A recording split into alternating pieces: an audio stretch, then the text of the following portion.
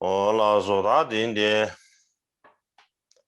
yangara an number nenge soda nyamdo chuyện青年 고급 정보대 Xin chào tất cả quý vị. Hôm nay tiếp tục có thể được chia sẻ Phật Pháp với quý vị là một cái cơ duyên rất là lớn. Tôi cảm thấy như là tôi rất là có phước để mà chia sẻ Phật Pháp với các bạn. Và xin gửi lời chào thân thương đến tất cả quý vị. Trước tiên thì mình xin giới thiệu tiếp tục cái phần ngày hôm qua, đó là ngày Mikkyuto sẽ có bao nhiêu vị thầy, và hôm nay sẽ tới tiếp tục cái phần của ngài Kama Chileva.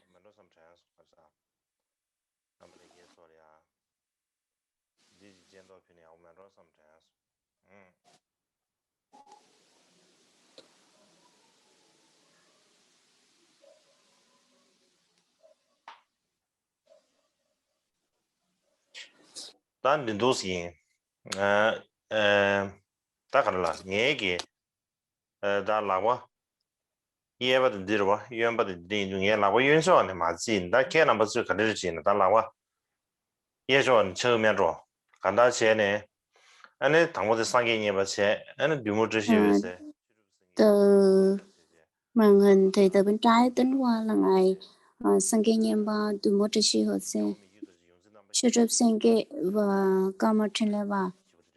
Đây là 4 vị thầy quan trọng nhất trong đời của ngài Mikkyuto.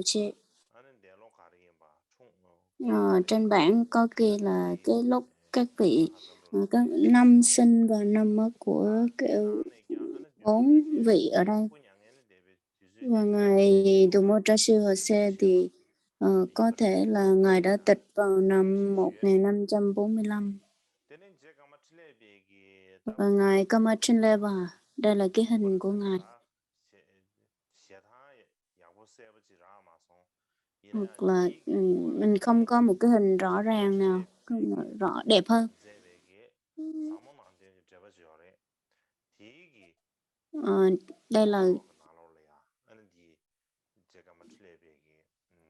Đây là cái hình được lấy từ trong một cái bộ luận nào đó, cho nên là đưa lên đây cho quý vị coi.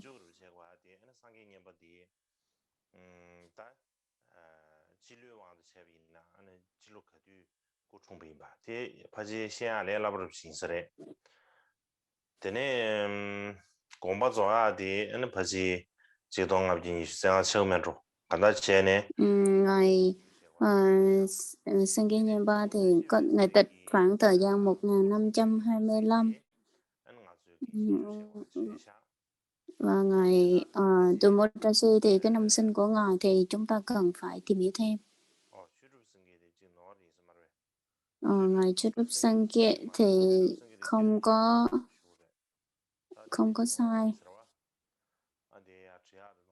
nhưng mà có một cái điểm sai ở trong cái vấn đề trong này, không biết ngài sai ở chỗ nào.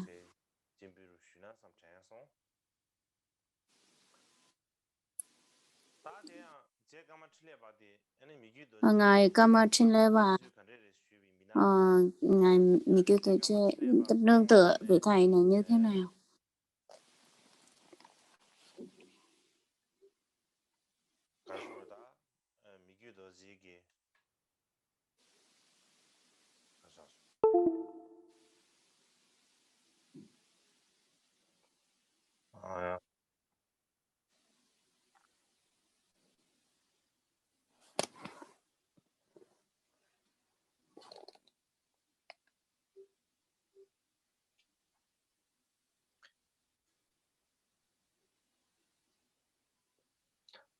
미규도 지기 안에 라마르틴 수디 엔지당 경 미규도 지기 까마칠레바 Mikkyuto bình thường thì nương tựa ngài Kamachinleva cung thỉnh ngài tới 3-4 lần, 2-3 lần, nhưng mà cuối cùng vẫn thỉnh thêm tiếp một lần nữa và nói là bắt buộc. Cái lần cuối cùng thì nói là bắt buộc Ngài phải tới, và Ngài tới để là, ừm, tới và cho cái ý kiến về cái việc mà ai là cái ai là cái vị hòa thượng lần đầu để mà truyền giới tùy theo cho Ngài, à, Mikio và hỏi thăm ngài Kamatrínleba rằng là ai là người tốt để thích hợp hơn ấy. Thì ngài Kamatrínleba mới nói là Churu Churusenge và ngài Chuden Chin và thêm một vị nữa. Và cuối cùng thì ừm, và đặc biệt là cái sau đó thì ngài tới được cái vùng Karabakh. Trên đường thì gặp ngài Cherub Singh và ngài hai vị cùng nhau đi đến cái vùng Combo, tới cái vùng Combo ở vùng Gachen á. Và năm 1527 tháng 11 ngày 4 và ở cái trên núi Nam Tuệ có cái vùng ở Nam Tuệ ở Combo có cái tu viện Sambe Wangbo, và tại đó thì bắt đầu gặp được ngài Mitsubishi. Và trong khoảng 3-4 ngày thì ngài Ken Rinpoche cái tuổi ngài đã lớn rồi là cao và cũng hơi mệt. Là ngài ngài Kamal Chamberlain nhận được cái sự trao truyền của 6 pháp chư già. Và sau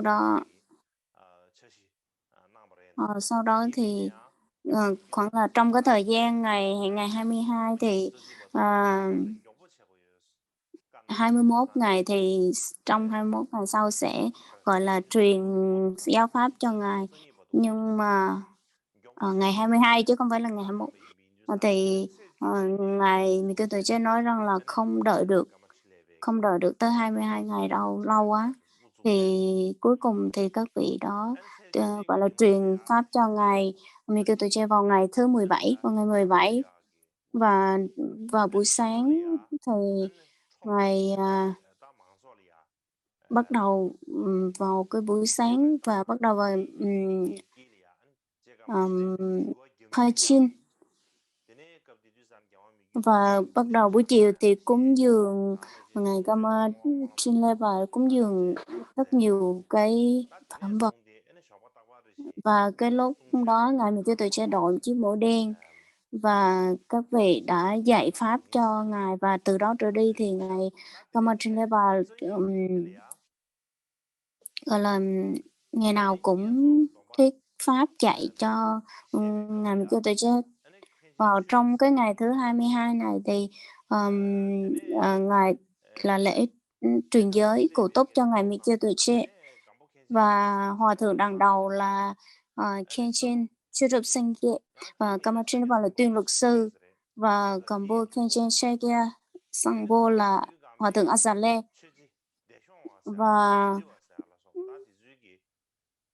và Sangbo Chuje Shekia Sangbo là những cái vị gọi là bấm giờ canh thời gian như thế.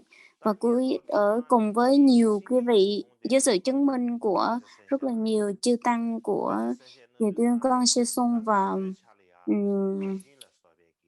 nhiều vị khác nữa. Bắt đầu từ hôm sau vào buổi sáng thì dạy về Bát Nhã, và buổi chiều thì dạy về A Tỳ Đặc Ma Luận và rất là nhiều cái bản kinh, bản luận khác. Những cái bản như là Uttha Nam Chế Nam Nhi, Uttha Dư. Nói chung là ngài đang đưa ra tất cả những cái bản mà các vị đó đã dạy cho ngài Mikio Tuệ. Trong cái quyển mà gọi là ghi chép lại thì ngài đã nhắc hết tất cả những cái quyển những cái bộ luận mà ngài đã nhận được.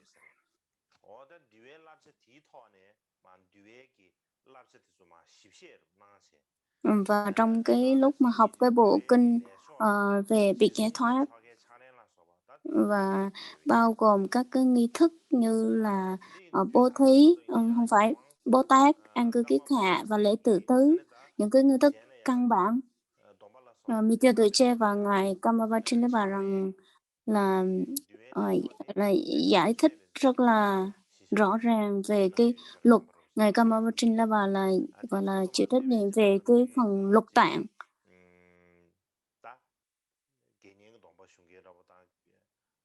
Và trong đó giống như là cái cách mà truyền giới, thọ giới và cái cách, quy y, phát tâm Bồ đề như thế nào. Và tất cả những cái bộ liên quan tới luật tạng thì, chính, người học, dạy chính là ngài Kamachunleva và ngài Mikhail Tuche.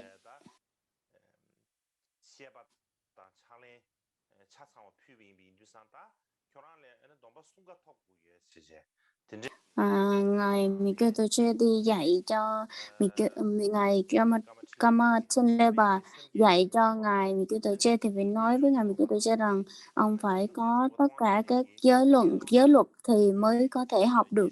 Xong rồi sau đó thì ngài Mikhail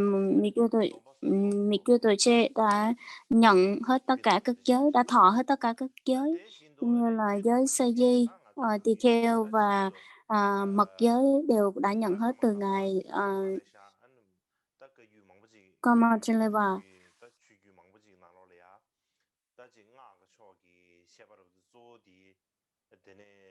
Và nếu về mật điển thì là, gọi là, Bảo Tánh Luận, Samanabdin, Chư Thọ Pa Nhi. Lúc đó thì ngài Kamachunleva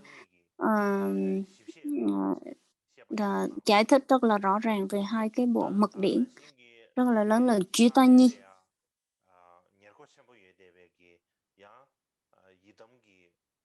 Và ngài Nikyu Tuche đã nhận các cái bản về Chỉ Thâm và Kikhor. Kikhor là mạng Đà La đó. Và cái cách thực hành các cái mạng Đà La nó như thế nào và cái dạy cho ngài về mạng Đà La và thủ ấn và các tán tụng giai điệu như thế nào, và về chiêm tinh học cũng có dạy luôn.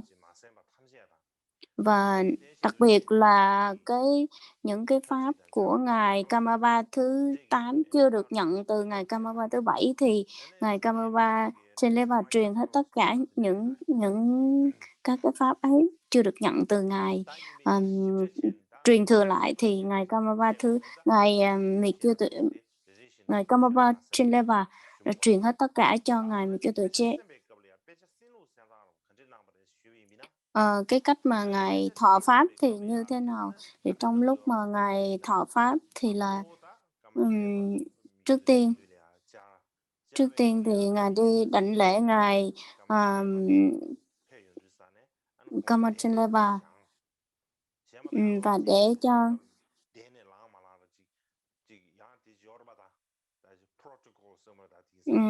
trước tiên thì ngài Mikhail Tuche đứng dậy khỏi chỗ ngồi của mình, đảnh lễ ngài Kamachunleva và chuẩn bị cái chỗ ngồi và lại chỗ mình ngồi để thể hiện cái sự tôn trọng.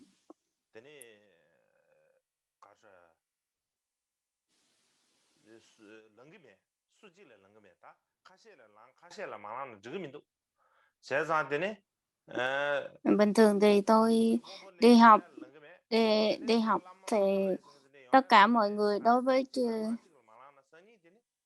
tôi không có đứng dậy đâu, bởi vì tôi không ít cái đứng dậy lắm, đa số là ngồi dậy không chứ không có đứng dậy nữa. Hồi ở Tây Tạng thì không có ngồi, Tây Tạng thì không có đứng. Ở Tây Tạng thì lúc nào cũng ngồi, nhưng mà qua Ấn Độ thì là lúc nào cũng đứng dậy. Bởi vì tôi đứng dậy vì lý do gì? Vì lý do gì là vì Ấn Độ thì có nhiều người nước ngoài tới gặp và các vị đó không có biết cái cách là, gọi là, tôn trọng vị sư, là mình phải theo cái phong tục của Tây Tạng là phải cúi đầu xuống. Họ không biết cho nên là lúc nào tôi cũng đứng lên hết. Tôi Nếu mà tôi đứng lên thì các vị rất là thân thiện, "Xin chào, chào buổi sáng" và, tặng Kata xong thì các vị đó đi về, thì cảm thấy rất là, gọi là, thuận tiện hơn nhiều. Hồi ở Tây Tạng thì không có đứng lên, đa số là ngồi xuống không à, ngồi luôn và, các vị, gọi là, chính quyền tới cũng không có đứng lên và chư vị tôn túc tới cũng không đứng lên, đa số là ngồi một chỗ. Ừm, và và sau khi mà đảnh lễ ngài Kamapachindeva xong thì Kamachindeva thỉnh ý ngài Kamachindeva là "Hồi tối ngài có khỏe không? Ngài ngủ có được không?"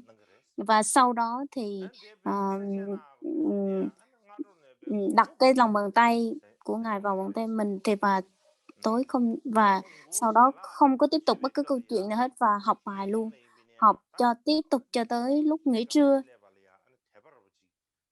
Và, ừm, giống như là cái lòng tin của ngài Mikkyutoje đã cảm động tới ngài Kamachileva vậy. Cho nên là ngài Mikkyutoje, ừm, viết một cái lời khen, một cái lời xưng tán tới ngài và trong đó thì có tới 10 cái thể loại khác nhau lận. Cho nên là trong đó thì có một cái câu là, ờ, ngài, gọi là, ngài Kamachileva đã đạt tới cái địa đã chứng tới cái địa gia hành đạo, là giai đoạn đệ nhất của gia hành đạo. Giai đoạn đệ nhất là cái giai đoạn, cuối cùng trong cái địa là gia hành đạo này. Và cái danh tiếng của ngài toàn, gọi là, khỏa lấp toàn bộ cái vùng xứ tuyết, trong đó có cái câu như vậy.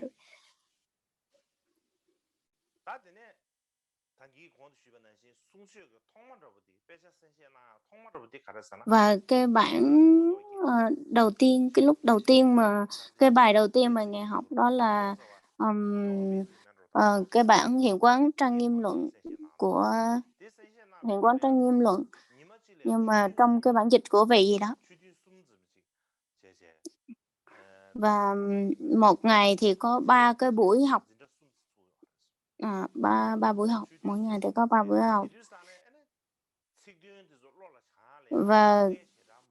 Và cái nghĩa và cái từ và cái nghĩa của ngài Mikkyutoje học rất là nhanh và nói rằng là thỉnh ngài là dạy thêm 6 đến 7 tiếng cũng được, 6 đến 7 buổi học cũng được, xin thầy dạy thêm.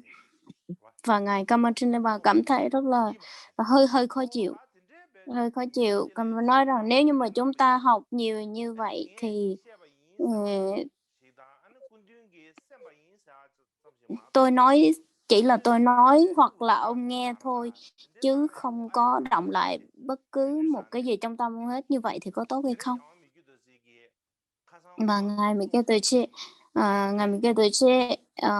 mới, gọi là, ừm, và nói lại tất cả những cái lời, gọi là, giống như trùng tuyên lại tất cả những cái lời mà bữa giờ ngài Kamachileva dạy đó. Cho nên ngài Kamachileva cảm thấy, ôi, rất là, gọi là, cảm thấy rất là ngạc nhiên. Cho nên là với cái sự yêu cầu của Mikitoche thì ngài Kamachileva bắt đầu dạy và dạy rất là nhanh. Và một một ngày thì học tới 6 thời lận. Trong bình thường thì trong trường mình chỉ học một ngày mà mình học 6 7 thời thì mình thấy rất là mệt. Mà hồi xưa thì không có, đặc biệt là không có cái thời gian, cho nên là một thời học bao nhiêu giờ thời gian mình đâu có biết đâu.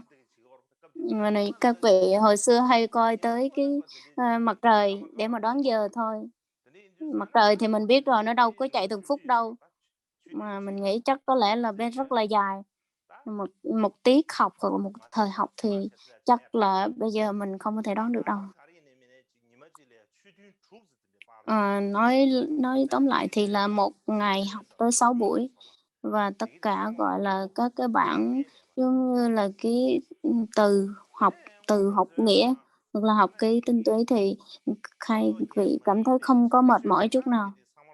Mà học, bên ngoài cái bộ hệ quán trang nghiêm luận, thì cũng có học dạy nhiều luận, ờ, và trong đó những cái bộ luận thì có những từ chỉ, ờ, giải thích nghĩa và cũng có những từ, gọi là, giải thích rõ, còn có từ, gọi là, có những cái thì chỉ truyền, khẩu truyền mà thôi.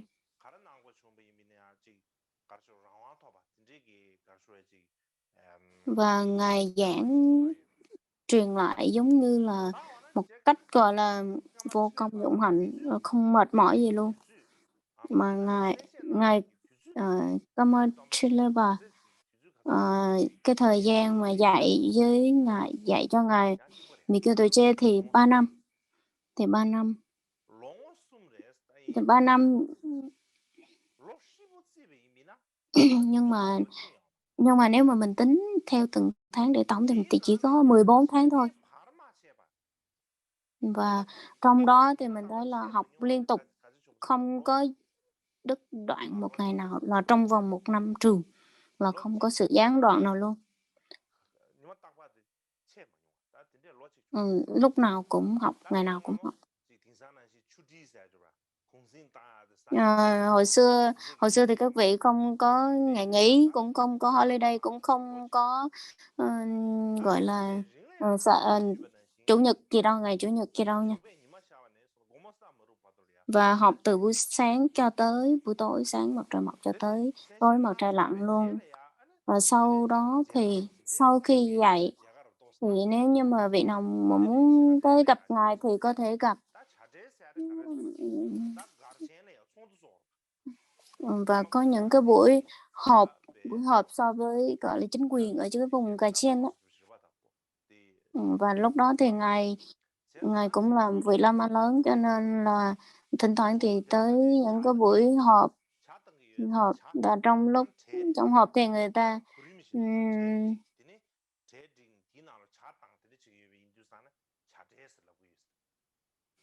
ồ, cái vùng đó, gọi là, trong cái lúc mà cúng dường trà đó, cúng dường trà thì có thịt kèm theo, gạo nữa, cho nên có cái từ chữ trà trệ.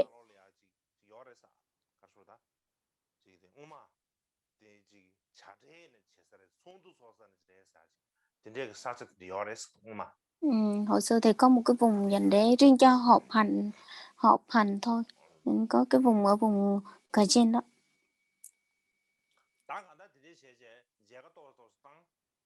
Thỉnh thoảng thì cho các vị, dân làng tới gặp thôi, chứ còn, không có đi làm hoặc là không làm bất cứ một cái việc gì, mà chỉ chuyên dạy cho Ngài Mikitoche thôi. Và thỉnh thoảng thì Ngài Kamochileva, gọi là, đi ra ngoài cái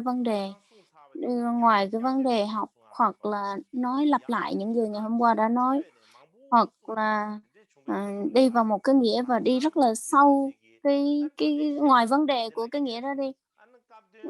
Và ngài, Mikitoche mới nhắc nhở là hồi nãy là đang nói tới đây rồi, xin ngài nói tiếp theo cái phần này nè. Ý nói là đừng có nói cái đi nhiều, đừng có nói đi ra ngoài vấn đề nhiều quá. Xin hãy nói cái vấn đề dạy cái vấn đề chính, và đừng có phí thời gian. Ý của ngài Mikitoche nói là đừng có phí thời gian. Và lúc đó thỉnh thoảng dạy thì có khi là hỏi là, "Hôm nay có người này tới, người kia tới", hoặc là, thời tiết hôm nay thế nào? Đặc biệt là không có nhắc tới những vấn đề đó luôn, hoàn toàn không có đi xa như vậy. Và Ngài mình cho tôi check, cái lúc mà, học thì Ngài lúc nào cũng ăn rất là ít, ăn rất là ít, trà cũng uống rất là ít, và uống nhiều thì đi vệ sinh nhiều. Còn nếu mà ăn nhiều thì là cảm thấy ăn xong thì cảm thấy rất là buồn ngủ, cho nên là Ngài ăn rất là ít. Và, ừm, ừm, Đặc biệt là cái lúc mà học hành thì, ờm, ừm, gọi là, cái chướng khí trong cơ thể nhiều, cho nên là Ngài mặc cái đồ rất là mỏng. Vì ở cái vùng Congo này so với các cái vùng khác của Tây Tạng thì cái thời tiết nó ấm hơn, cho nên là nó sẽ làm cho cơ thể của mình sẽ, gọi là, dễ rơi vào trạng thái hôn trầm hơn. Nhưng mà vì cái sự ham học hỏi của mình và cái lòng tín tâm của mình, cho nên là cái tâm lúc nào cũng rất là rõ ràng, gọi là, rất là không bao giờ bị cái cảm giác mà chán nản hoặc là khó chịu hoặc là mệt mỏi gì hết. Và nếu mà không hiểu vấn đề gì đó thì Ngài cũng không có giả vờ là "Ôi, biết rồi" này kia, mà nếu mà không hiểu thì lập tức hỏi và thỉnh vị thầy giải thích rõ ràng luôn. Và hơn 1 năm thì, học ròng hơn 1 năm trường. Thì hồi xưa thì các vị thầy có hứa là chỉ dạy trong vòng 1 năm, cho nên là trong vòng 1 năm rồi và cuối cùng thì thỉnh ý Ngài để mà đi, thì Ngài Mikotochi và Ngài, Kamatrinleva cảm thấy cũng không có muốn thầy trò vẫn không có muốn rời xa nhau đâu. Và và Ngài, Kamatrinleva đi tới cái vùng, Tachi và Mikotochi vẫn đi theo để muốn muốn học và trên đường đi vẫn tiếp tục giảng dạy, trong cái đoạn du hành đó vẫn tiếp tục học. Vào ngày 3 tháng 1 vào ngày thứ Ba tháng 1 năm, ờ, một năm 1529, Ngài Kamatrinleva đã cúng dường rất là nhiều, ờ, gọi là, cái lời, chắc lẽ là trong cái lúc mà trường thọ của Ngài thì Ngài Mikitoche đã dâng những cái lời giống như là, cầu trường thọ cho Ngài đó, và, dưới sự chứng minh của rất là nhiều người. Và sau đó thì Ngài, Ngài Kamatrinlaba vẫn phải về cái miền Đông với hướng miền Trung của Tây Tạng, và thầy trò vẫn không có muốn, chia xa đâu và ở lại tới 10 ngày, hoãn lại tới 10 ngày và cuối cùng thì, hai thầy trò vẫn phải chia xa dưới sự là, gọi là, miễn cưỡng á. Và cái lúc mà thầy trò chia tay nhau thì hai vị cụm đầu với nhau và Ngài Mikitoche nói với Ngài Kamatrinle và nói như thế này là "Hãy là người bạn tâm linh của tôi cho tới khi tôi đạt giác ngộ giải thoát." Và, ờ, lúc đó thì nó hiện lên những cái tướng và cái cảm thọ giác như là không có muốn rời xa vị thầy chân chính của mình. Và cái lúc đó cảm xúc dâng trào lên, thì Ngài đã viết ra những cái lời tán dương, tán thán và tôn trọng Ngài Gamaltuneva. Và đây là cái tiểu sử ngắn gọn của Ngài Gamaltuneva, rồi cái cách mà Ngài Mikitoche, nương tựa bậc thầy như thế nào. Và sau đó thì mình thấy là có rất là nhiều Ngài, Mikitoche cũng, ừm, coi những cái bộ luận mà Ngài Mikitoche, trước tác hoặc là viết các luận giải thì đều có cái phần xưng tán đối với Ngài Kamatrineva. Và đa số là viết rằng là tất cả những cái gì mà tôi biết bây giờ tôi viết ra đây thì đều nhờ được học với Ngài Kamatrineva. Ừm. Và Ngài, Mikitoche và, Kamatrinleva đã viết, có những cái bộ luận ra như vậy thì bây giờ mình được học và mình phải thể hiện cái tấm lòng và cái sự nhớ ơn đối với, các vị. Và mình thấy là cái việc học Pháp nó rất là quan trọng đến như thế nào. Và cái ngài Michael Toche, mình thấy là ngài Michael Toche, ngoài cái 4 cái vị thầy chính của mình thì, còn những vị khác nữa, hoặc là ngoài vị Tracy Namgyel ra thì còn vị nào nữa không? Đó là ngài nương tựa rất là nhiều bậc thầy. Ngài Michael Toche, cái nguyện của ngài là, bởi vì những lời mà Phật dạy thì nó vô lượng và mình học học học hoài hoài thì không có hết đâu. Cho nên là bên cạnh đó nếu mà mình, ờ, từ Khăm cho tới cái vùng Uson, rồi đi tới cái vùng, ờ, Uson để mà thỉnh, gọi là, đi tìm kiếm vị thầy chân chính của đời mình. Vì cái vị đó ở cái vùng, cho dù vị thầy đó là cái dòng truyền thừa của bậc nào, Sakya, Kiệt Lúc, Tri Cung, Chùa Năng, Sarabha hay Nyima, đều rất là muốn học với tất cả những cái vị học giả này và, gọi là, cái sự thể hiện cái tấm lòng tôn trọng và kính ngưỡng đối với cái bậc thầy ấy.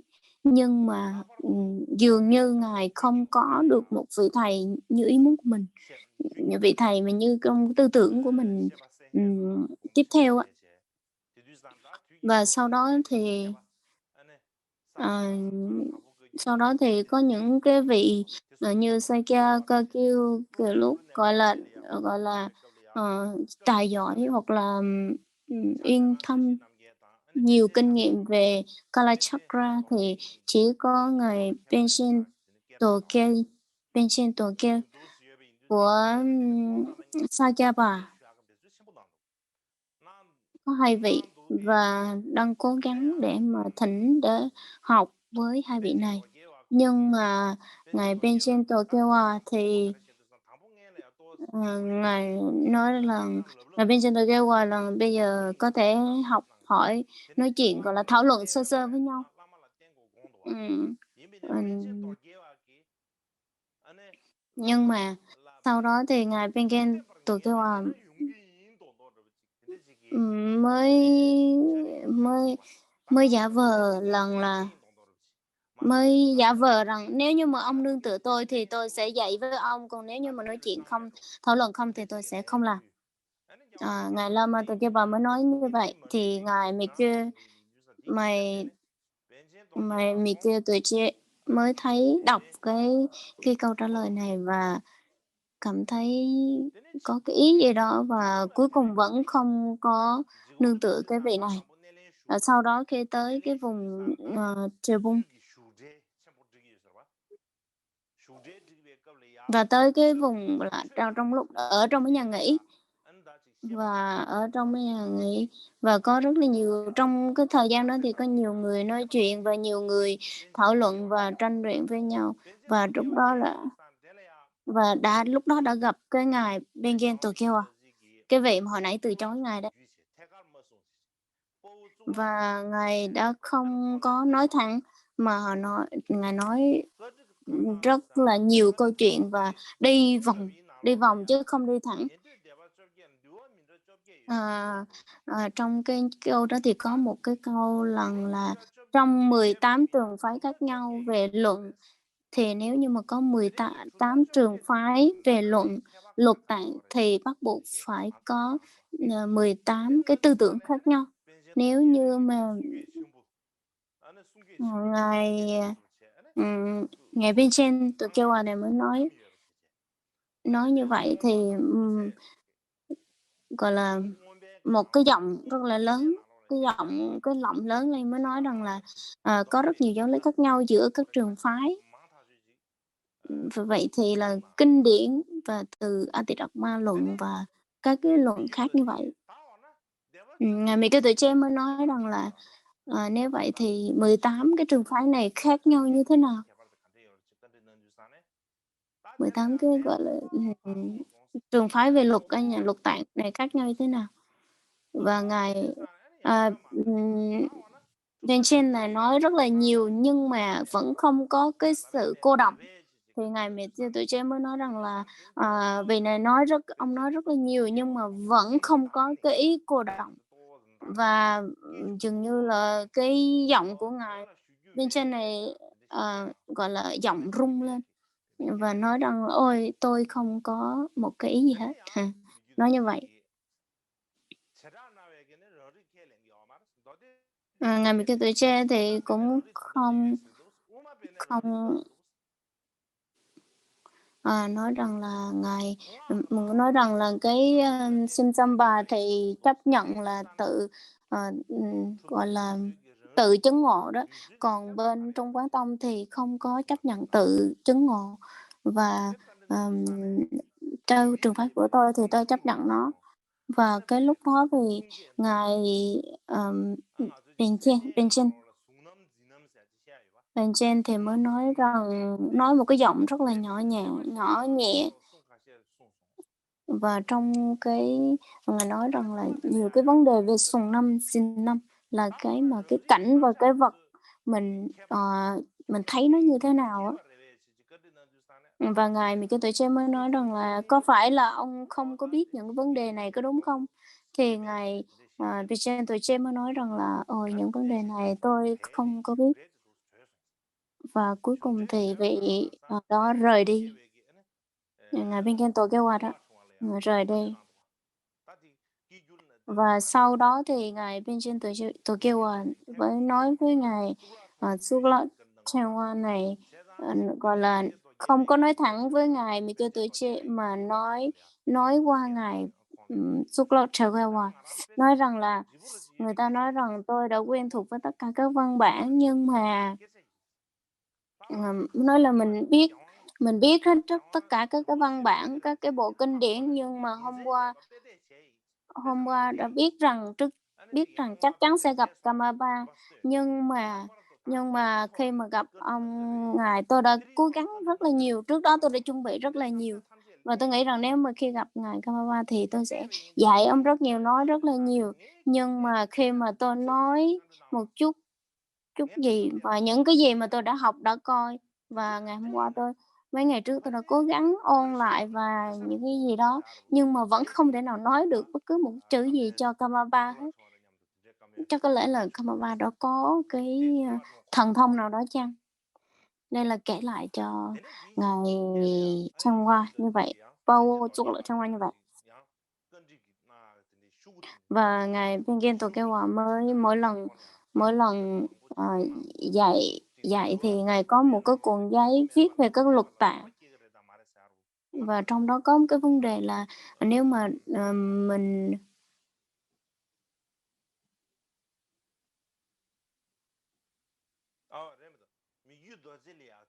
ngài Mikio mới hỏi lại ngài, Pengen Tokewa rằng là nếu như mà khi mình thọ giới mà không có hòa thượng đàn đầu thì mình có thể thọ được giới hay không?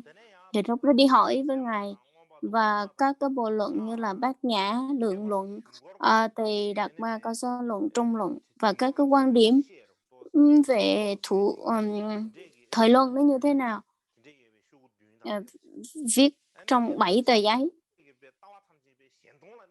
Và đặc biệt là cái tư tưởng của Shen Tông là cái tư tưởng tánh không đó. Ừm. Và viết rất là nhiều và gửi cho gửi cho ngài Mikitoje và ngài Mikitoje nói rằng là, tất cả những gì ông hỏi về luật tạng đây không phải là cái điều, cốt lõi và, ừm, tôi đã viết rất là nhiều về về luật tạng thì ông hãy coi ở trong những cái tôi viết.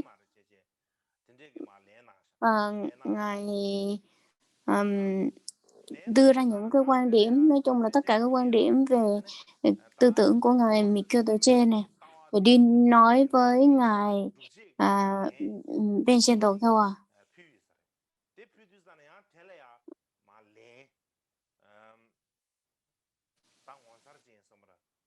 Và ngài Mikio Che nói rằng là những cái lời nói, những cái pháp mà ngài dạy và cái cách mà ông trả lời thì, cảm thấy giống như là không có tin vào ngài Kawa. Ông đã nói như vậy không? Nếu mà ông trả lời như vậy không trả lời rõ ràng mà ông trả lời như vậy không thì là, cái tên Kamaba của ông chả có, gọi là, giá trị gì, cũng làm cho nhiều người mất cái niềm tin vào ông, chỉ là cái tên đẹp thôi chứ chứ không có một cái câu trả lời rõ ràng nào hết. Nhưng mà ngài mình kêu tuổi trẻ ờ, ờ, và nhưng mà mặc dù như vậy nhưng mà ngài mình kêu tuổi trẻ vẫn xưng tán và tán dương cái vị, Rinchen Tokyo này. Và tương tự thì mình thấy là trong cái cuộc đời của ngài thì có ngài, Tashi Namgyel cũng là một trong những vị học giả. Chắc có lẽ là lúc đó ngài, Tashi Namgyel chưa có, và cái thời gian đó thì mình thấy là những cái bản kinh rất là hiếm, và nhưng mà ngài đã cúng dường cho Mỹ Cơ Tuổi Trẻ tới trên dưới 200 bộ kinh Puti, 200 Puti lận. Cho nên là mình thấy là rất là, quý và, mặc dù ngài Tracy Namgyel không có gặp được ngài Mỹ Cơ Tuổi Trẻ nhưng mà gửi kinh tới với cái lòng kính ngưỡng và nói rằng là, "Bất cứ điều gì tôi biết đều liên quan tới việc, học hỏi hết." Ừm. Tóm lại là ngài Mỹ Cơ Tuổi Trẻ vẫn có muốn là học hỏi và nương tựa rất là nhiều bậc thầy nhưng mà vẫn không có được. Ngài trên ngài nói rằng là ngài Kamatrinipa đã lớn tuổi và chưa tìm ai xứng đáng để mà dạy tiếp tục cho mình. Mà nếu như mà, trong cuộc đời của ngài có thêm nhiều vị thầy nữa thì cái việc học Phật pháp và, gọi là, gọi là, thực hành Phật pháp và thực hành mật điển thì rất là hay. Ngài đã nhắc đi nhắc lại cái điều này rất là nhiều lần. Ờ, mình thấy là hồi mình ở ở Tây Tạng thì là đa số là, mình, gọi là, viết cái lá thư với chính quyền để mà mình yêu cầu mình được giải pháp ấy, ở Tây Tạng. Cái thời gian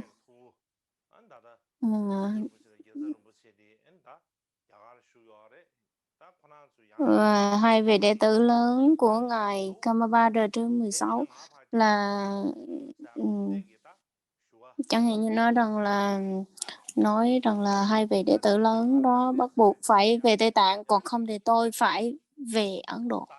Rồi cuối cùng thì tôi đã cố gắng học hỏi và, gặp được hai vị thầy.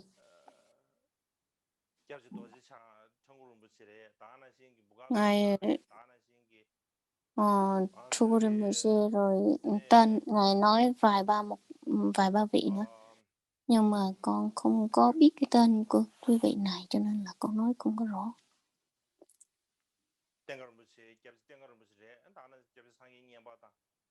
Tenka Rinpoche, Sankhe Nyemba và tất cả những cái bộ luận lớn các vị đó đã học và dạy lại và nói rằng là tôi phải học và bắt buộc phải tinh thông hết tất cả những cái bộ luận như thế này. Nhưng mà dường như vẫn không có vừa lòng lắm.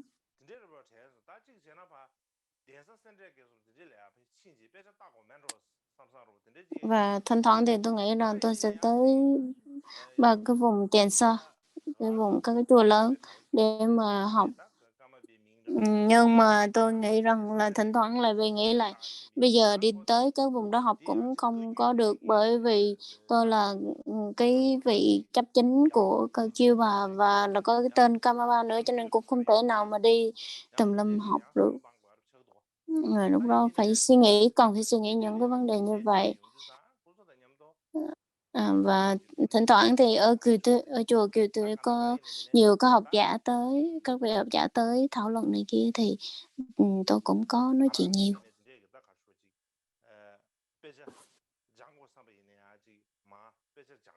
Như mình thấy là, trong cái lúc mà mình ở đây mình có tiết kiệm cái thời gian học và cái thời gian, ờ, như tôi cảm thấy giống như là đời này tôi cảm thấy rất là ít được gặp vị thầy, những vị thầy quan trọng và ít được học tốt, giống như cũng cảm thấy đồng cảm với ngài Mình Kiêu Tuổi Tre vậy đó. Cũng thấy giống như là Mình Kiêu Tuổi Tre cũng không có được, không có được, như cái ý nguyện của mình. Như ngài Mình Kiêu Tuổi Tre thì, ờm, ngài đã cũng có cái tâm học hỏi rất là lớn và cái tâm mưu cầu được gặp những cái vị thầy. Và trong đó thì những cái bộ kinh, những cái bình thường thì những cái bộ kinh tự nhiên được, gọi là, được người ta cúng cho Ngài đó, những bộ kinh. Và bình thường thì Ngài sẽ tự nhiên, gọi là, đọc một lần là nhớ, đọc là nhớ luôn. Và sau đó khi trong cái lúc mà dạy dạy Ngài thì Ngài dạy, Pháp, Ngài dạy thì Ngài thấy nó nếu những từ nào khó, cái điểm văn bản nào mà thấy khó thì Ngài sẽ làm dấu hết. Những cái bảng màu đỏ, làm dấu màu đỏ và màu vàng chẳng hạn. Và cảm thấy những cái điểm nào mà cần lưu ý thì phải viết những cái từ, gọi là, viết những cái nốt nhỏ nhỏ là, cần phải coi thêm về những cái vấn đề như thế này, và liên kết với những cái bộ luận như thế này. Là và những cái, gọi là, liên kết tới những cái bộ luận giải là phải cần có những cái nghi như thế nào, giải quyết những cái điểm không rõ ràng ở cái điểm nào. Đối với những ờm, cái cái chỗ mà cái móc dấu mà, ừm, cực kỳ khó đó, thì Ngài sẽ làm dấu lại và đi hỏi lại, bàn luận với những việc khác với những vị khác. Và khi viết nháp, ừm,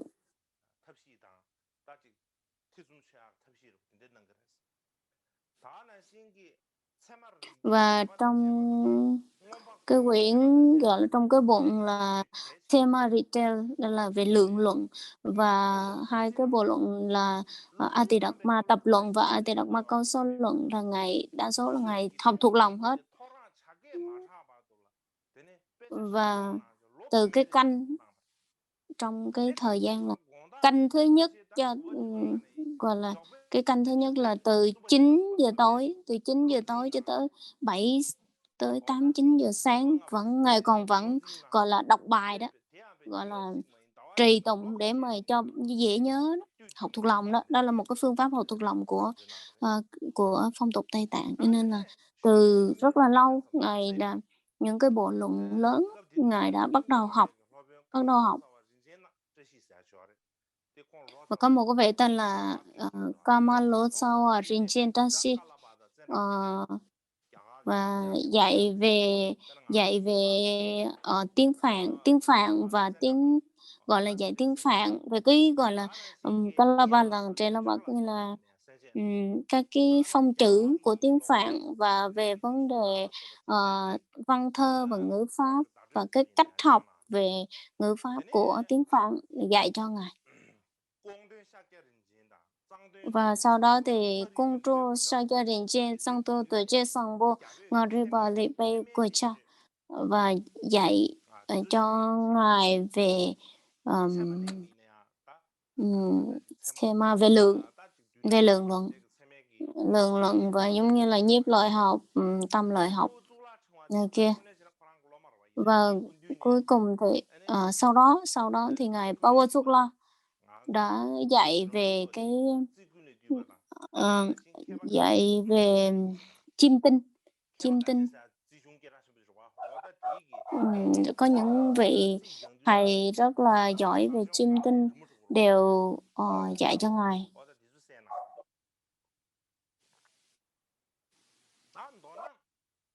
Ờ, tóm lại thì mình thấy rằng là ngài Mikitoche, gọi là, ờm, gọi là, cái sự hiểu biết của ngài rất là rộng lớn.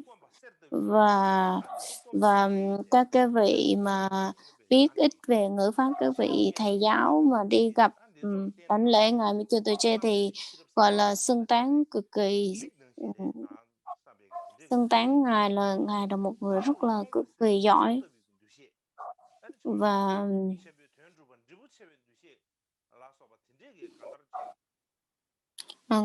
người ta ví dụ như là, ờ, giống như là, ờ, ngài Michelangelo giống như là một người có học, một người giống như là đôi mắt để mà tạo ra trí tuệ vậy, là xua tan hết mọi cái bóng tối vô minh và là một bậc rất là vĩ đại, đạt được cái sự giác ngộ giải thoát. Ngài Pavlovsky mới nói rằng là, Michelangelo là một cái vị giống là vô song bất diệt, gọi là, không có một vị nào mà, gọi là, không có vị nào có thể là, ờ, so sánh được đối với Ngài. Và thỉnh thoảng thì, ờ, có những cái câu trả lời, những cái câu hỏi, nói rằng là, "Tôi chỉ có cái trí thông minh kém và học vấn rất là thấp, vì vậy nên tôi cũng không biết gì cả."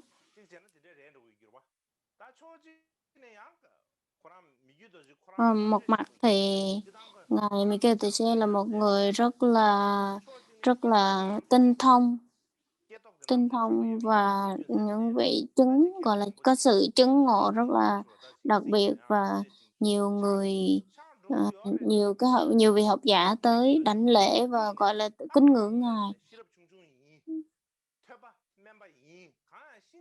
Nhưng mà ngài Michelangelo lúc nào cũng, gọi là, lúc nào cũng khiêm nhường, nói là "Tôi không có tài gì hết." Nhưng mà ngài nói rằng là ngài Soulatrille mới nói rằng là, ờ, cái sự khiêm tốn này là cái khiêm tốn đích thực chứ không phải là giả vờ đâu, từ trong tâm của vị ngài, Michelangelo, gọi là, từ tận đáy lòng của ngài Michelangelo là khởi lên cái sự khiêm tốn rất là chân thực.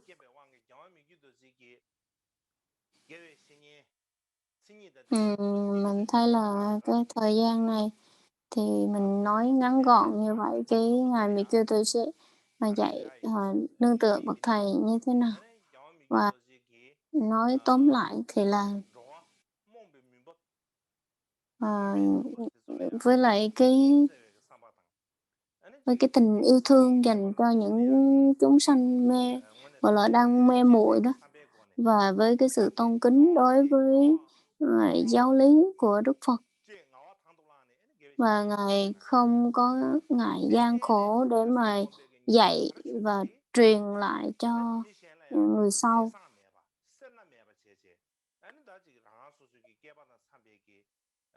Và, trong cái lúc dạy, cho truyền lại giáo lý thì Ngài lúc nào cũng luôn luôn lắng nghe, chiêm nghiệm và thiền định và không có giấu bất cứ một cái gì cho mình hết, lúc nào cũng luôn luôn dạy và tùy theo cái phù hợp với cái căn cơ của mỗi chúng sanh mà Ngài, dạy bằng tất cả cái tấm lòng của mình. Đây là một cái sự rất vĩ đại. Như ngày hôm qua mình thường nói là cứ gặp vị thầy, đâu phải là "Ôi, con xin kính ngưỡng Ngài, con xin kính ngưỡng Ngài." Không phải như vậy đâu, cũng không phải là mình chỉ lúc nào cũng, gọi là, xưng tán thầy mình không đâu, nhưng mà mình luôn luôn luôn luôn luôn học hỏi và, gọi là, thực tập tu hành, lấy cái tấm gương của vị thầy của mình, lấy tấm gương qua cuộc đời giải thoát của vị thầy của mình mà tu tập và làm lợi ích cho chúng sanh và, gọi là, phục vụ Phật pháp.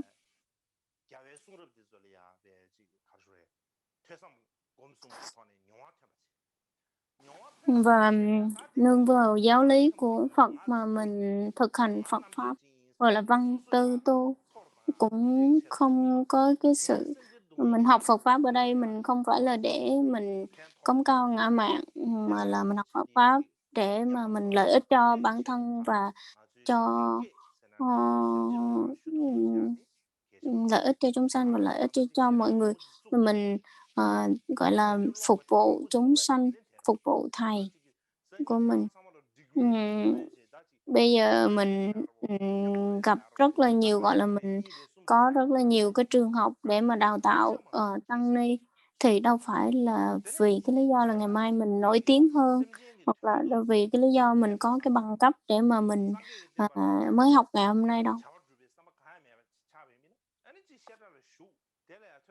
Nếu như mà mình không nghĩ tới Phật Pháp, mình không có nghĩ tới Phật Pháp và thực hành giáo lý của Phật, thì cái việc mình thành lập trường học hoặc là này kia thì nó trở thành vô nghĩa rồi. Đây là một trong những cái điều rất là quan trọng để mà mình suy nghĩ tới.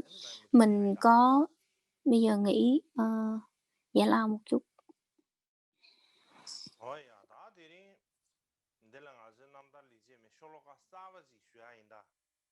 Hôm nay mình sẽ bắt đầu cái tờ truyện, Những Thường Nghiệp, mình sẽ bắt đầu một cái khổ thơ mới.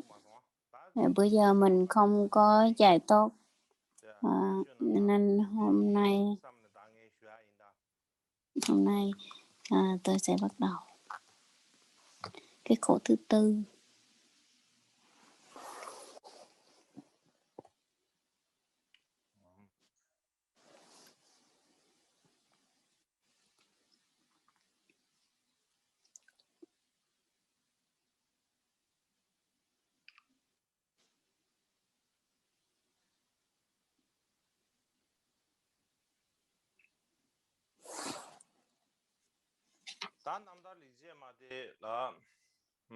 Trong quyển tự truyện cuộc đời của Ngài thì cái tự truyện thứ tư, khổ thứ tư, thì trong cái quyển tự truyện này chia làm hai phần. Một phần là bước chuẩn bị, các bước chuẩn bị. Các bước chuẩn bị thì trong hai phần, thì phần một còn là các bước chuẩn bị trước khi học Pháp, thì đây cái câu này nằm trong phần thứ tư, đó là loại bỏ những điều vô nghĩa làm cho tâm mình động niệm. Cái câu thứ tư này là gì? Là những sao nhãng hàng ngày chỉ làm đời mình trôi qua uổng phí. Tôi lĩnh hội điều này và cẩn thận loại bỏ nó. Tôi sáng suốt và tin tưởng vào đấng quy y. Tôi nghĩ đây cũng là một trong những thiện nghiệp của mình.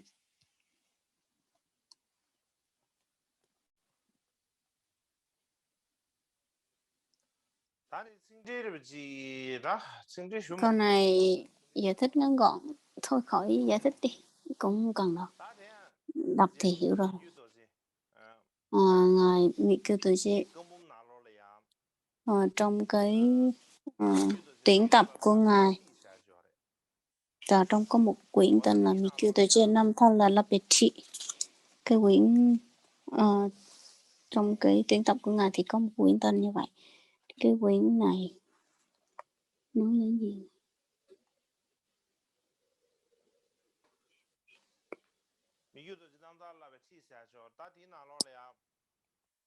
Và trong cái quyển này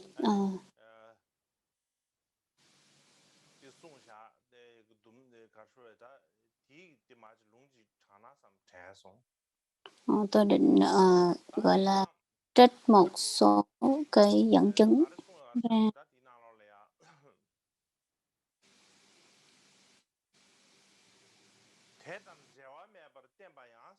Như là người ta bình thường chúng ta phải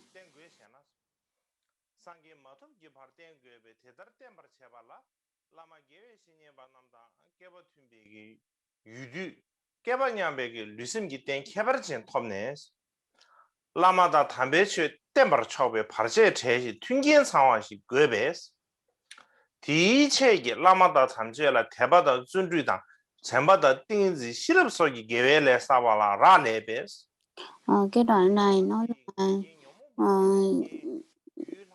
người ta phải theo đạo sư của mình, nhưng mà phải theo đạo sư của mình trong bao lâu?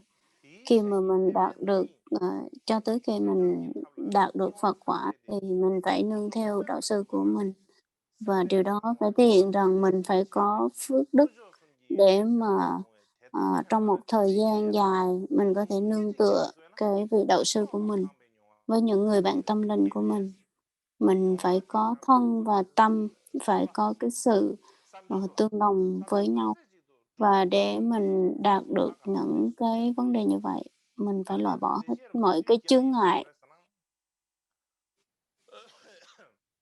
Ở trong đoạn thì nói ngắn gọn là như vậy. Và cái ý muốn nói lên là mình phải nương tựa tới bậc thầy của mình cho tới cái lúc mình đạt tới giác ngộ giải thoát. Mình hoặc là nếu mình không thể chỉ nương tựa một vài ngày hay một hai ngày, một vài tháng, một vài năm thì cũng không được. Và bắt buộc mình phải nương tựa cái bậc thầy của mình, thiện tri thức của mình cho tới lúc mình đạt tới giác ngộ giải thoát. Và nếu như mà mình có được mình nương tựa được bậc thầy của mình là lý do gì? Là nhờ vào gì? Nhờ vào cái phước của mình. Mình phải nhờ vào cái phước của mình là mình phải có cái phước để mình được gần cái bậc thiện tri thức của mình, bậc thầy của mình. Và bắt buộc mình phải có một cái thân và một cái tâm đặc biệt, và lúc đó bắt buộc mình phải có cái tư lương, đó là cái phước. Bắt buộc mình phải có cái phước thì mình mới có thể nương tựa bậc thầy mình lâu dài được. Bình thường mình có hay nói rằng là bậc thầy rất là quan trọng, hoặc là ờm, cái thân của mình rất là quan trọng, là vì lý do là vì là trên nương tới cái thân, cái tâm của mình, đây là cái chỗ mà để mà mình có thể học nhập Phật Pháp. Mình học Phật Pháp và mình loại bỏ được những chướng ngại là nhờ vào cái thân và cái tâm, trên cái thân, cái tâm này. Cho nên là mình thấy là cái thân tâm của mình là quan trọng, và cái cơ thể cái người quan trọng là vì lý do đó. Mình có được cái thân người hạ mang là cái thân người đầy đủ và được gặp Phật Pháp, được nương tựa bậc thầy. Đó là nhờ vào cái việc mà mình thực hành Phật Pháp như thế nào.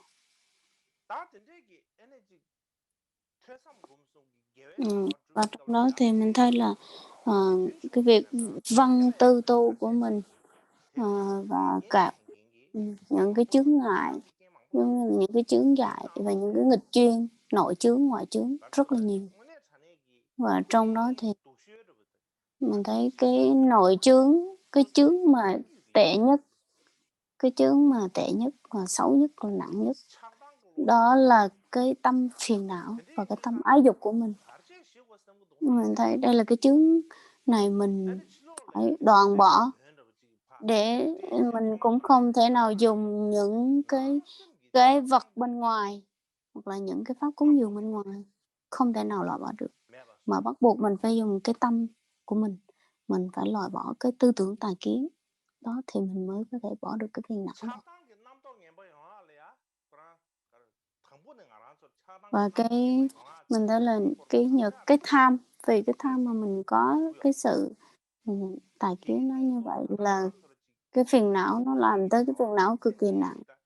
Và đặc biệt là cái đời này, mình cứ ham danh, ham lợi, những cái pháp thế gian ở bên ngoài, nó làm cho nó lừa gạt cái tâm của mình dữ lắm. Cho nên là mình thấy là ờ, cái pháp thế gian, những cái pháp làm cho cái tâm mình dao động để mà mình loại bỏ, mình xa rời nó là cái điều không dễ. Và từ bỏ hết nó và cái thân của mình đi tới cái vùng, gọi là, thanh vắng mà ở. Và cái khẩu của mình luôn phải thanh tịnh, tịnh nó không có nói nhiều này kia, không có những cái tưởng và những cái tư tưởng tà kiến này kia, để mình có được cái tâm thanh tịnh là không dễ. Và vì mình có cái sự thanh tịnh trong cái tâm rồi, từ từ nha, mình mới hướng tới cái điều thiện tốt được.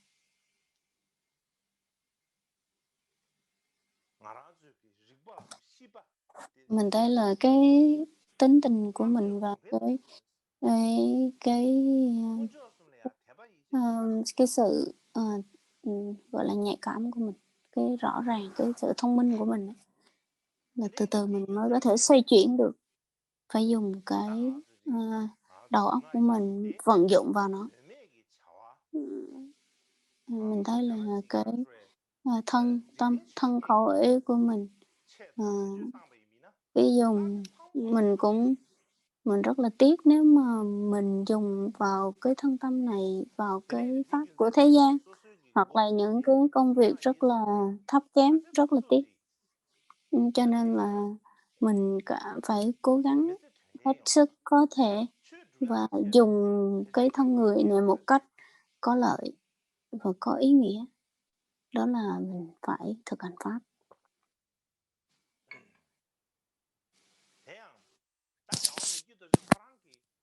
Ngài Mikitoji ở trong cái quyển sách như nãy luôn. Ngài nói những cái từ như vậy thì mình thấy rằng trong cái cuộc đời của Ngài và trong cái hành động của Ngài thì mình thấy là rất là cuộc đời của Ngài. Và lúc đó thì mình thấy là trong cái lúc đó thì có một vị ông vua tên là Trần. Ông vua này thì ông Tây Tạng, vua họ Giang, tiếng Trần, ngài nói là Trần thì kia vô, nhưng mà tiếng Việt ra là họ Giang. Ông vua này lúc đó là rất là cực kỳ, thế lực cực kỳ rất là mạnh, và ông vua này mới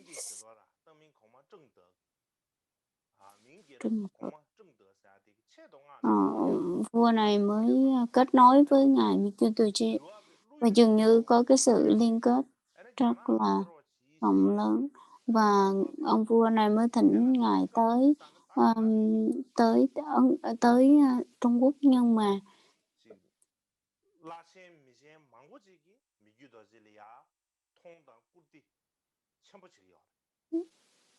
nhưng mà gọi là cúng dường rất là nhiều, nhưng mà ngài cũng không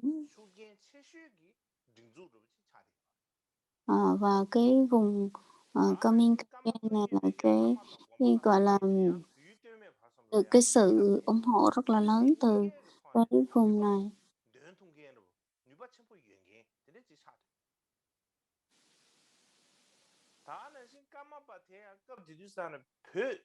Và ngài Kamaba ở thời gian đó là cái sự ảnh hưởng rất là lớn, và dường như là một cái vị gọi là vị thầy dẫn đường, vị đạo sư cho tất cả những người Tây Tạng luôn. Và lúc đó thì cái vị trí của ngài rất là lớn, nhưng mà ngài Mikitoji cảm thấy ngài không có bám chấp vào những những cái điều ấy, và cũng không phải là lợi dụng với những cái sức mạnh của mình để mà cai trị hoặc là này kia. Ngài dường như không thích những cái điều như vậy. Nhưng mà và ngài cũng cố gắng không có ngăn cản, không có để những cái duyên đó nó tới với mình.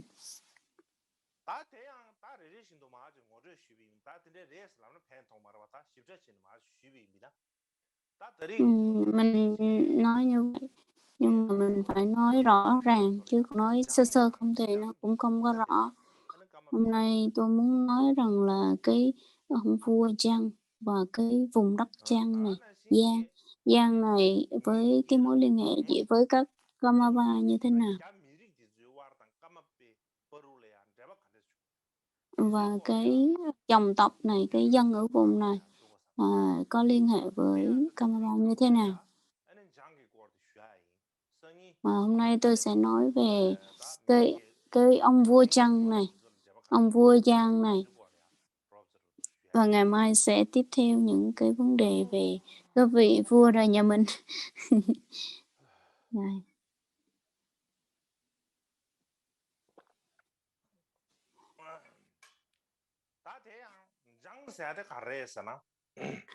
Giang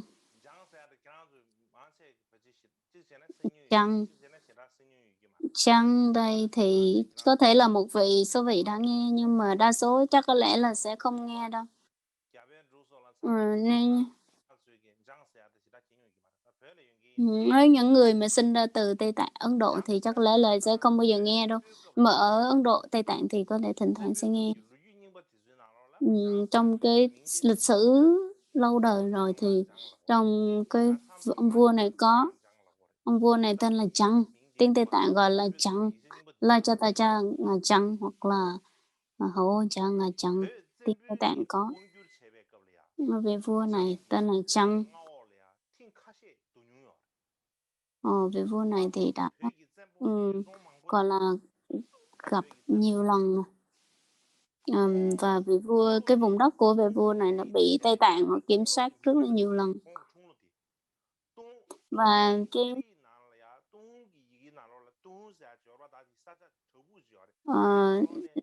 Ngài đang nói về cái cái ngôn ngữ của cái vùng này nè, Tuông này là trong đó có rất là nhiều cái bản văn tiếng Tây Tạng, và trong văn bản này có ghi rằng là ông sinh vào năm 676.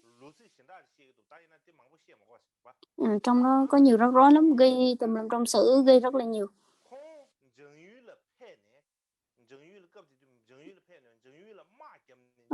Và nói rằng là vị hoàng đế của Tây Tạng đã tới cái vùng đất Chăng này và chiến tranh ở đó và gọi là xâm chiếm cái vùng đó, và cái vùng Chăng này với lại Tây Tạng là đã có cái sự liên hệ từ trước rồi. Và cái đất nước Chăng này có khi nào là khoảng vào thế thứ 7 hoặc thứ 8, khoảng thời gian thứ 7, thế kỷ thứ 7 hoặc thứ 8 đấy, thì một cái vương quốc nhỏ nằm ở biên giới Tây Tạng và Trung Quốc. Và lúc đó thì mình thấy là Trung Quốc xảy ra rất là nhiều chiến tranh. Và đời nhà Nguyên ông vua tên là Hopli, không biết luôn.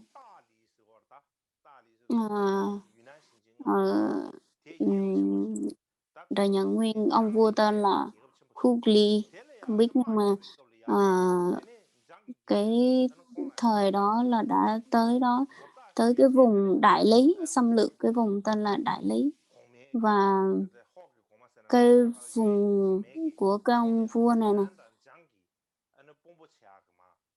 ở tới cái vùng gọi, nhưng mà người ta cái vùng này đã đầu hàng Mông Cổ, và ông vua nhà Nguyên này bắt đầu gửi những cái vị thống đốc là gọi là đi tới cái vùng Vân Nam và Giang.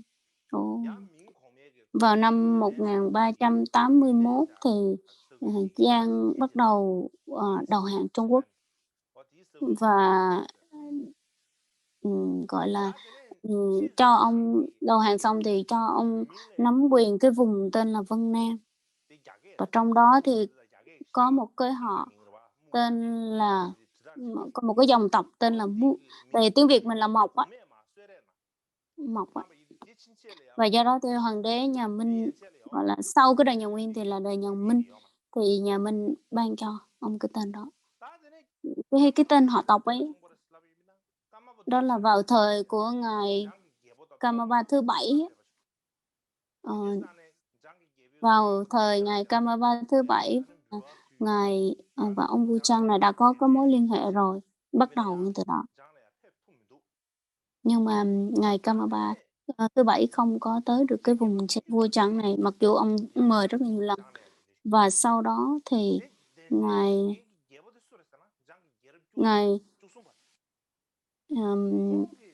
Choragezo được mời đến Chăng mà ngài không thể đi được, thì sau đó thì một cái vị vua tên là một vị vua cũng dưới triều đại của vua Chăng luôn.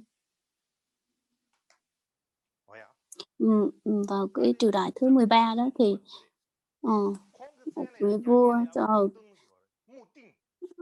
Mu Tinh, ông vua này tên là Mu Tinh, con không biết tiếng Việt không?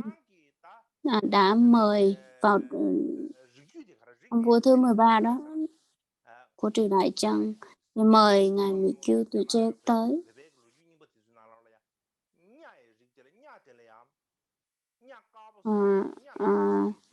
Ngài kể về cái dòng tộc tên là Nha Nặc Bô, là một nha đen với nha trắng, rồi ngài kể về cái việc dòng tộc của ông này.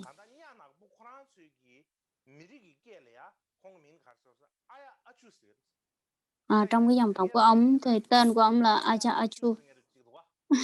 Nhưng mà nói tiếng Tây Tạng thì tên Aja Achu, nó là cái cảm giác nó sao. Nhưng mà trong cái tiếng gọi là tiếng địa phương của họ thì là ông tên là Aja Achu.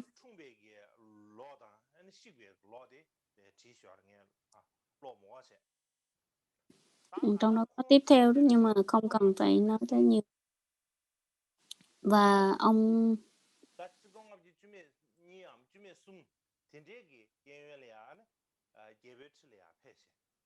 ông lên ngôi vào năm 1503 hoặc là 2 gì đấy.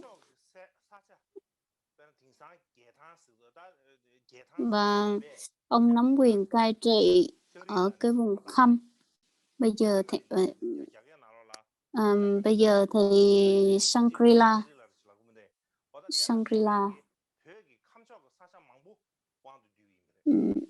Thời đó thì ở cái vùng Khăm có rất là nhiều cái địa danh khác nhau, và ông làm cai trị ở cái vùng Khăm. Nhiều nơi khác của cái vùng Khăm nhau, nhiều nơi khác nhau của cái vùng Khăm này.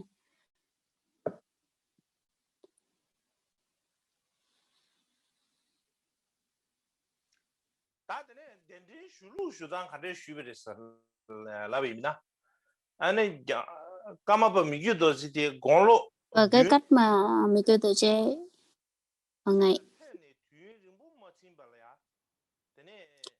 ngài Mikyu Tuche nhận diện lên ngôi, gọi là đăng quang ở cái 7 tuổi thì ngài Kashi từ Trăng đến gặp ông và đề nghị ông một bức thư từ vua Trăng.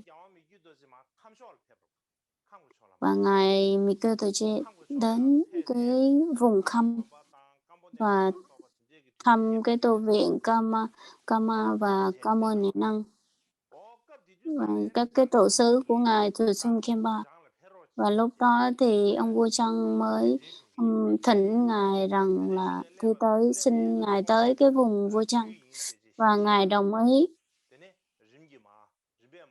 Và từ từ ngài di chuyển đi và tới cái vùng Kè Thăng,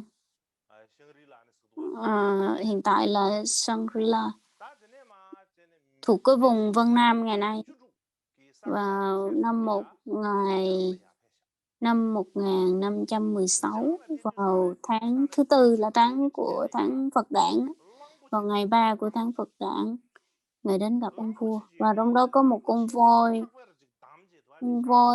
bị trói buộc với tất cả các cái dây thừng, gọi là con voi bị cột cái dây thừng lại. Và con voi này nó bứt cái dây thừng nó đi, và nó tới trước mặt của ngài Mikyu Tuche và đánh lễ, cúi xuống, nó quỳ xuống, nó đánh lễ ngài. Cái vòi của nó đưa lên, cái cách mà nó cung kính nó tới cái vòi nó đưa lên và nó cúi xuống như vậy, thì mọi người xung quanh rất là cực kỳ gọi là ngạc nhiên.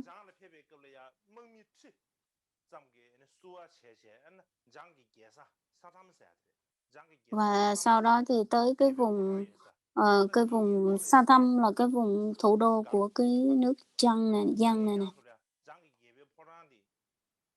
Và tôi sẽ cho các vị thấy cái cung điện của cái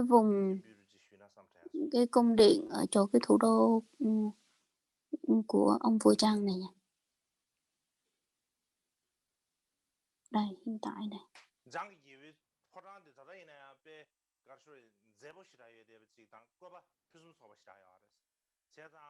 Bây giờ thì rất là đẹp và rất là đầy đủ.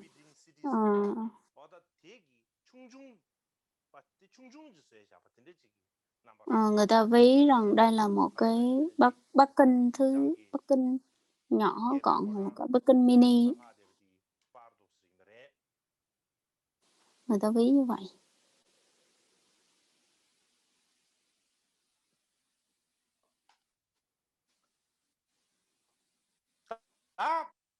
니규도 진장기 포장기 틸리아 아는 가르갸르치 슈르바 가르그난 슈서데 Và ngài Mikitoche dựng một cái lều ở gần cái cung điện đó. Và vào ngày hôm sau thì vào lúc bình minh thì đi đích thân tới gặp ngài Kamaba. Ông vua này tới gặp ngài. Và ông vua là cởi những người gọi là khiêng ông tới. Và những người mà dòng tộc của ông vua thì đi tới bằng voi và cưỡi voi tới riêng, và những cái con ngựa tới riêng, và họ trang trí cho những con ngựa này rất là nhiều màu sắc khác nhau, và gọi là người ta làm cái lễ đi tới gặp ngài rất là cung nghênh ngài đó. Những cúng dường nhiều cái âm sắc mà những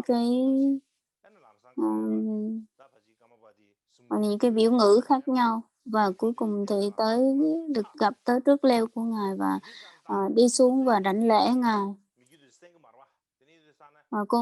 Bây giờ lúc đó thì các vị này là dùng cái ngôn ngữ địa phương và không có biết cái tiếng và nói thì ngài Mikitoche sẽ không hiểu, cho nên có một vị tên là Laka Senyun làm phiên dịch và gọi là chuyển ngữ về cái lúc này.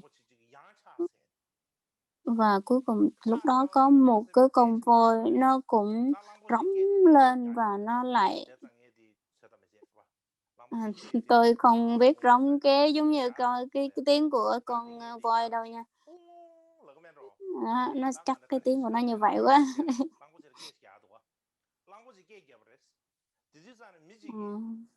Và lúc đó có một người nói là một người hỏi rằng là tại sao con voi nó lại rống lên như vậy,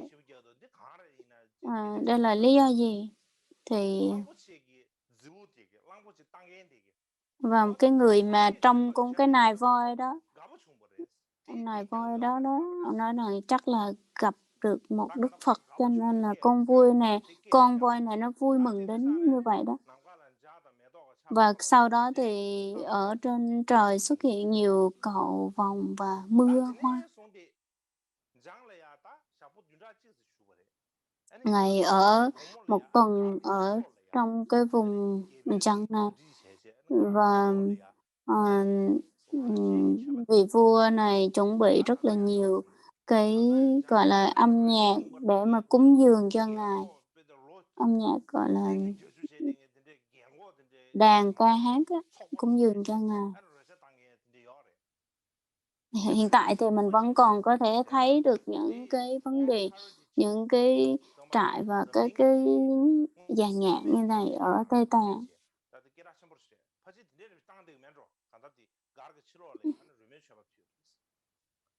Nhưng mà nói tóm lại là ở phía ngoài cúng dường rất là nhiều âm nhạc và mọi thứ ở phía xung quanh cái lều của ngài. Và ngài Mikitoche đã tặng những cái bức tranh cho vua và Đức Phật và những cái bức tượng của cái tranh của ngài Kamaba đời thứ 7 bằng tiếng Trung, và cúng dường xá lợi rồi cúng dường đủ thứ. Tặng những cái vật phẩm quý giá cho ông vua.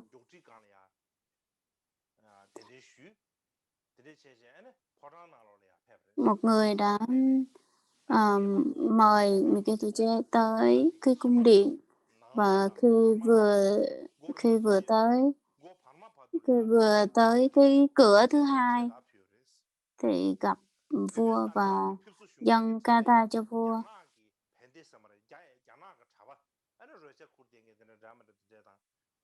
Ở đó thì mình thấy là lúc đó thì mình thấy là nhiều người những cái ban nhạc hoặc là các cái vị sư làm lễ ở đó đó, có tới nỗi mà có một cái trống tới lớn tới nỗi mà 16 người đánh mới được luôn. Và sau đó thì để cung đón Ngài mà rất là long trọng. Và sau đó thì Ngài Mỹ Kiều Tuổi Tre ngồi trên một cái ngai vàng và những người khác thì ngồi xung quanh ở trên những cái ghế gỗ và cúng dường trà cho Ngài và, đồng thời là cúng dường các cái phẩm vật như bằng lụa, vân vân. Và cái vị vị vua Trăng này có tới có tới 3 vị, đã cử 3 vị tới cúng dường trang sức, của Ngài và phát nguyện, gọi là, phát tâm Bồ Đề á. Sau đó thì ông hộ tống Ngài trở lại cái lều của mình và ông vua trở về với, cung điện của mình. Và ông vua này ổng mới, ờ, ông vua Trăng chỗ này thì có cái chiến tranh với chống lại Tây Tạng và trong ông đã thấy được cái vấn đề rằng là, có những cái tu vị tu sĩ ở cái vùng này cũng tin tưởng, tín tâm với Ngài Kamapa. Cho nên ông mới hứa rằng là trong 13 năm sẽ không xảy ra chiến tranh đối với Tây Tạng nữa. Và mỗi năm đều sẽ gửi 5.000 người, tới, vùng Usang để mà xuất gia. Và sẽ hứa rằng là sẽ xây dựng 100 cái tu viện. Và ông vua Trăng này ổng mới nói rằng là thỉnh Ngài, Kamapa Mỹ Kiều Tuổi Tre ở lại đây luôn đi và làm cái bậc thầy cho con nương tựa.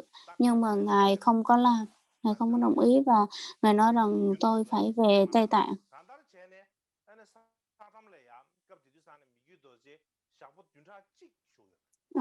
Và nói ngắn gọn là Ngài Mỹ Kiều Tuổi Tre đã ở cái vùng Sa Tâm, là cái vùng, thủ đô của Sa Tâm, của cái vùng nước Trăng này, ở lại 1 tuần. Mình thấy là cái vị vua Trăng này là một cái vị có tín tâm với Tam Bảo, cúng dường cúng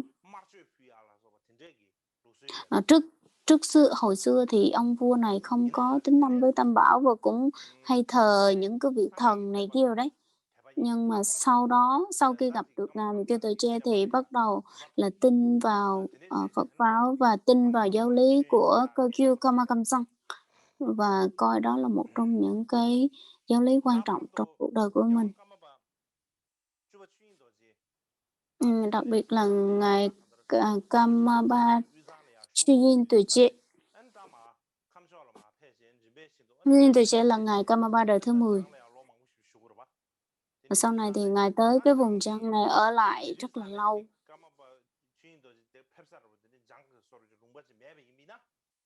Nếu như mà không có cái vùng, này thì, có lẽ là Ngài Kamapa đã, gọi là nếu như mà không có cái sự, câu chuyện của Ngài thì là, Tây Tạng đã xảy ra rất là nhiều cái chiến tranh. Mà mình thấy là giờ mình đọc lại cái, sử thì mình thấy là rất là nhớ ơn cái vị này. Họ đã ủng hộ Tây Tạng rất là nhiều.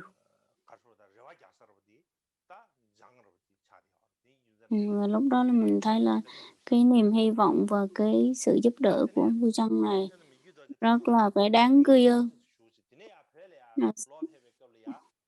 Sau khi ở đó 1 tuần thì, vua Trăng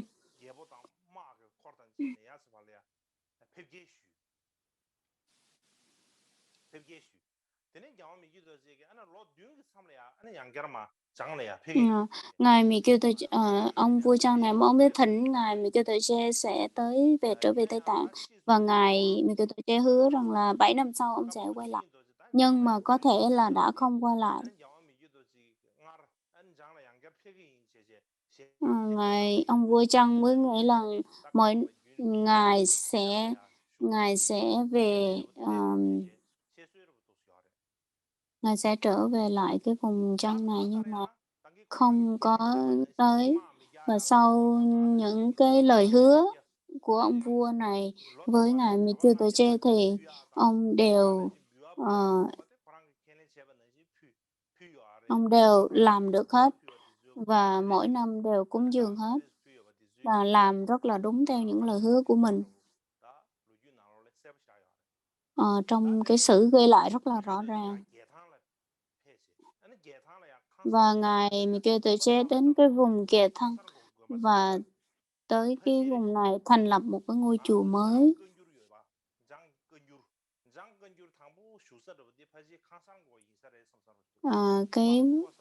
Cái vùng đây là cái chùa mà ngài Trăng Quân Sư, đây là cái nơi đầu tiên cái vị này ở.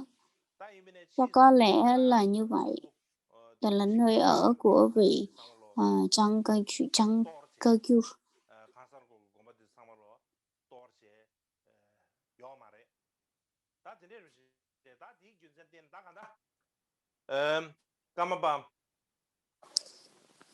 Rồi mình thấy là ngài Kamaba Mitsubishi và cái ông vua Trăng này cái mối liên hệ là như vậy. Mình nói ngắn gọn là như vậy. Ngày mai sẽ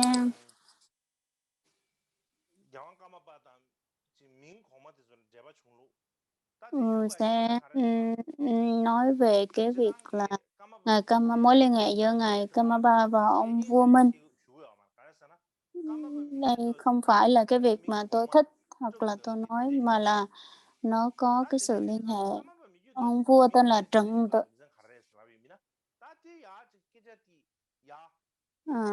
Cái lúc đó là vì lý do gì? Là vì lý do gọi ở thời quá khứ từ ngày Kamaba đời thứ 5 thì sinh xuất qua là lúc đó là đã có cái sự liên hệ từ cái thời đó tới giờ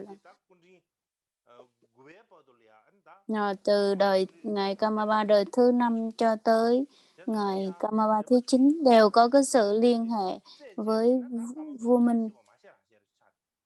Cho nên là bây giờ nếu mà mình nhắc tới cái mối liên hệ đó thì mình cũng phải nhắc tới ngày Kamaba thứ 5.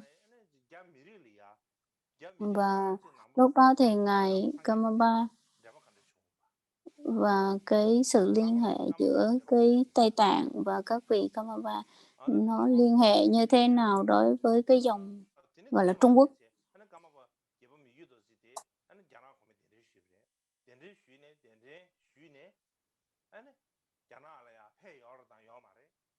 Và mình thấy là ngài Kamaba Mitsubishi có tới Trung Quốc hay không thì ngày mai mình sẽ biết. Ngày hôm nay chỉ như vậy thôi.